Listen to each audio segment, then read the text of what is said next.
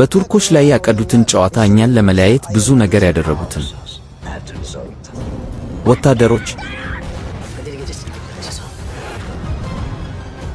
ምንም ቢፈጠር በየትኛውም መከራቀጥ ብለሽ ቆመሻል። እኛ ወደ ሐሊሜ አንድ እርምጃ ቀርበናል። ሆይና ተጠንቀቁ፣ እምነታችሁን በፍጹም እንዳታጡ።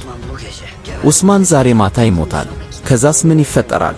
ከዛ እንደገና ፍቅሬ ይጨምራል። ዑስማን እንደ ሌላው ጠላት አይደለም። ድል እና ጀነት እቺን ዓለም ለነሱ መቃብራቸው አደርግባቸዋል። ጸሎቶች እና ንፋሶቹ ከኛ ጋር ናቸው።